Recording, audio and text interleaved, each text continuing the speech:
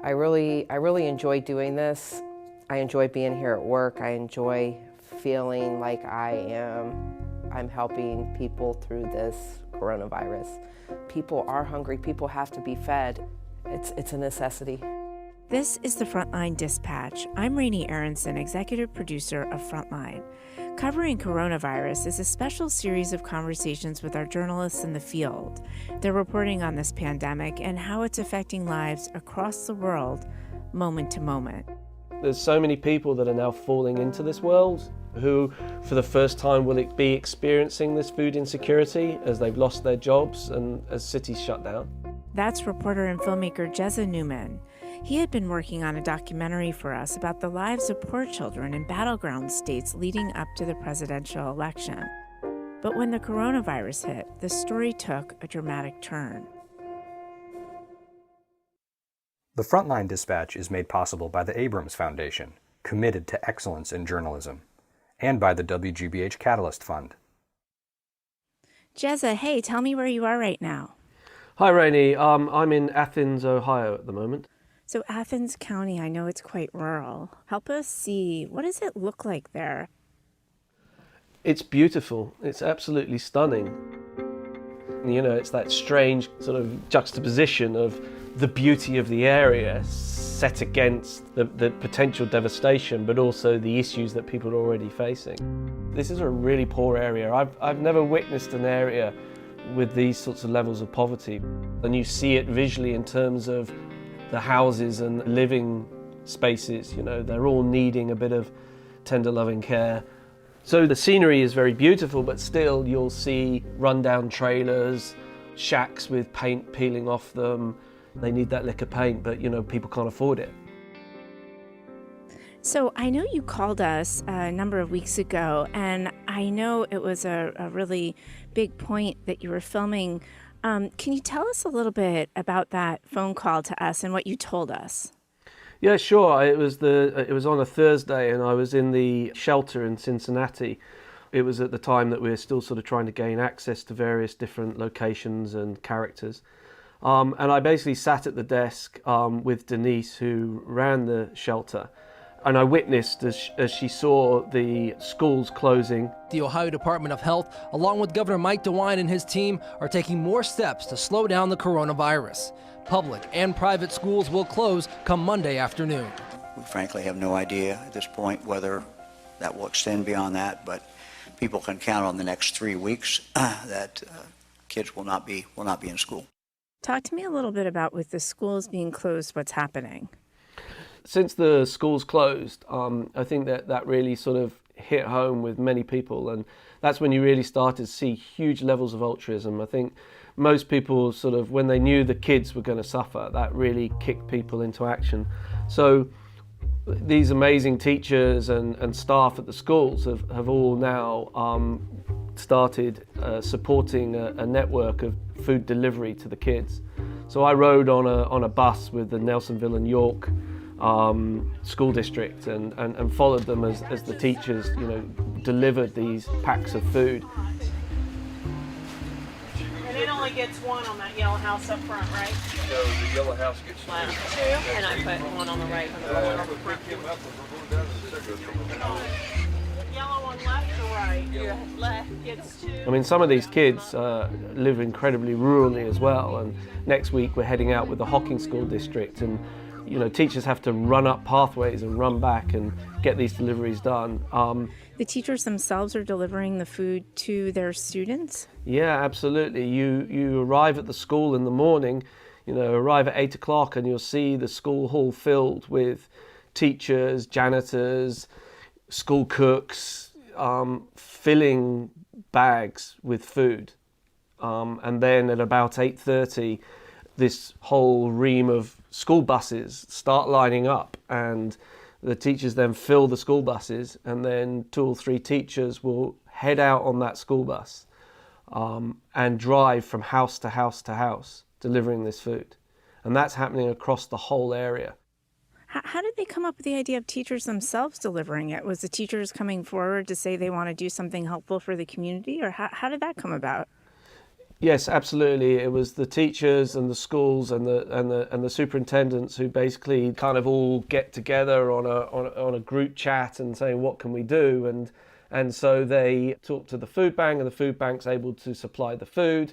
So there's this real community spirit. I mean, I've witnessed teachers just going out in vans with Tri-Counties food delivery and standing in parking lots near the library where they know that kids will come and deliver out food. Obviously, as things get tighter, they're having to go from maybe every day down to delivering enough food on a Monday to last the week. The school bus drivers are out there driving the buses. Everybody just wants these kids to be fed. You've been following a family who's been dealing with some of this food insecurity, and the mom, Crystal, actually, she herself is working at the food pantry that's decided to stay open during this pandemic. How are they doing with all this? So Crystal is a single mom. I live here in the Plains, Ohio. I have 2 children who reside with me, Sean and Dior. I basically grew up in Athens, Ohio, and this has always been home. She is on benefits and receives assistance for her rent. But in order to receive her benefits, she has to do 30 hours work. She chose to work at the Salvation Army because she's someone that wants to give back. She had formerly worked, but she had a kidney disease, which meant that she couldn't work any longer. And then as this crisis has grown, the Salvation Army gradually lost its volunteers, and so one by one they fell away. And then some of the volunteers who were elderly were directed, that they shouldn't be there because it's unsafe. So it came to the point that there were only Justin and Darcy, who are the 2 employees of the Salvation Army, and Crystal left, keeping it open. Thank you for having all these boxes ready, Darcy. Okay, we got 1 can of pork, 1 can of vegetable soup, elbow macaroni, black beans, peanut butter. And in fact, they were told that they did not need to be there any longer. They were allowed to stay at home, but diced tomatoes. There was no way they were going to allow that to happen.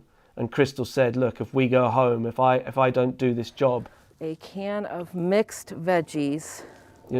Hundreds of kids will not get fed, and people rely on this food bank. Make sure it's dated. It's front and face. All right, we're going to wheel this out. And so she's determined to stay out there.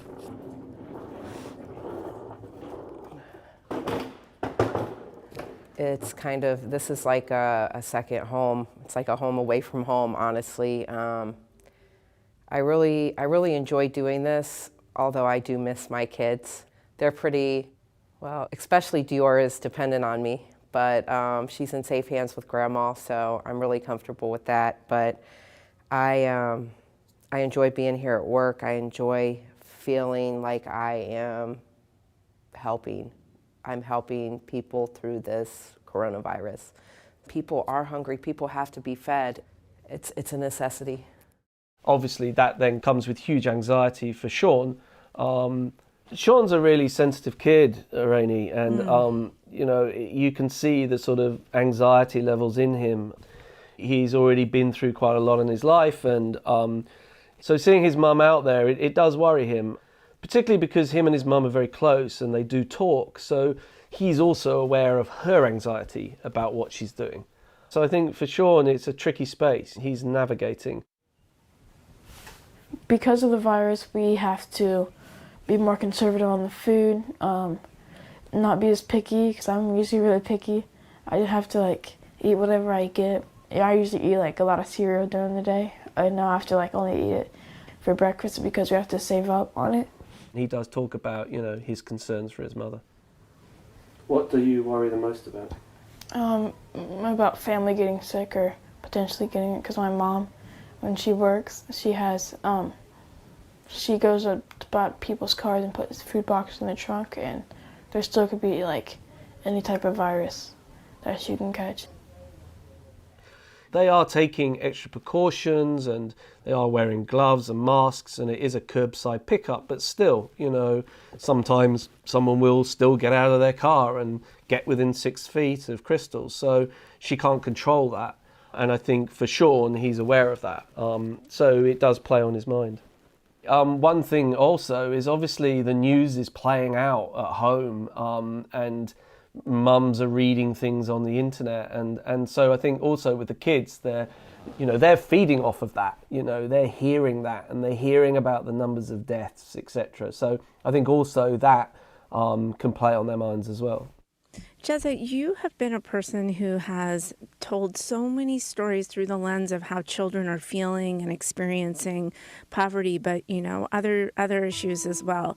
What makes the situation unique? I mean, what are you seeing that feels unique to you through the lens of the children? I think the kids are starting to see their vulnerability in a way. I mean, it's not something I've really witnessed, is where, quite often you talk to kids in poverty and they don't see themselves necessarily in poverty because it's the life they're used to. So now what I'm seeing is, higher levels of anxiety, a higher sort of knowledge in the terms of why they're at risk, the reliance of their parents on food and how they'll get that food. So I think that's something I'm learning from these kids, is I think their awareness much more of their situation. You spent a lot of time in the Southeast Food Bank of Ohio, which I know is a distribution center supplying food to a lot of the pantries in that area. How have they adapted their operation? Yeah, so the Southeast Food Bank is actually the sort of warehousing of the food. They're the ones that get the federal funding and then bring all the food in, and then they distribute to food pantries. But this whole network of food bank and food pantries is run on volunteers pretty much. And most of those volunteers are in the high risk category because they're elderly or retired. So what you've seen is a vast tract of volunteers no longer volunteering since social distancing came into place and stay-at-home orders. Compounded to that is another section of volunteers who are also students, but none of them are back here in Athens any longer. So with this loss of volunteers, they had to fill this hole somehow, otherwise they're incredibly worried that the whole food distribution system would implode. And so the governor of Ohio called up the National Guard and also the Ohio Army Reserve.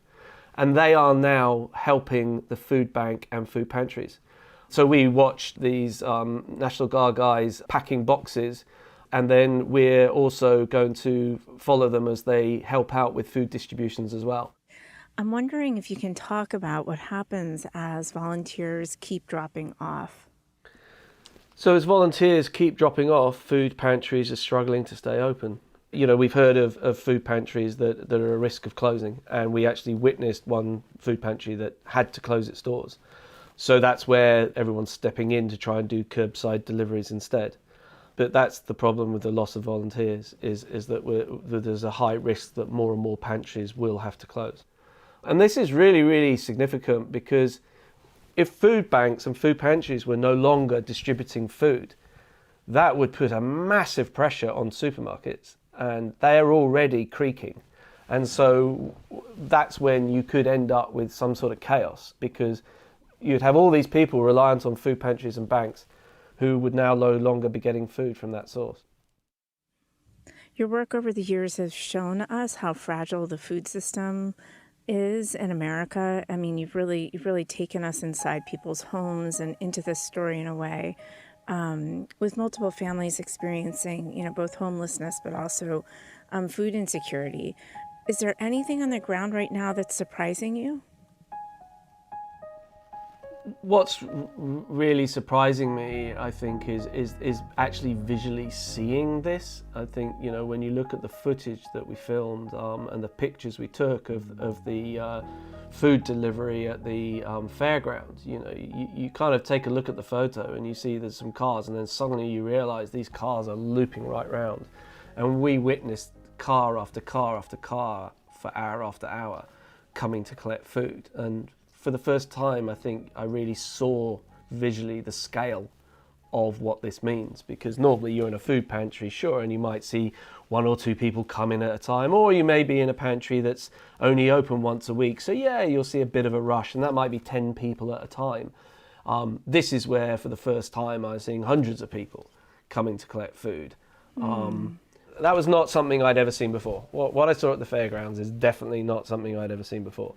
I think for me, though, going forward, it's kind of like, how is this going to play out? Question for me is, will it last? What happens when the virus is over? Because when the virus is over, these families we are following today will still be in this situation. They won't be getting jobs that are coming back. And for many of them, the situation will have been compounded by the fact that what little work they did have, they haven't had. So that's the worry. And will the altruism stay? Will we care now about poor people because many more have witnessed what it's like to be poor?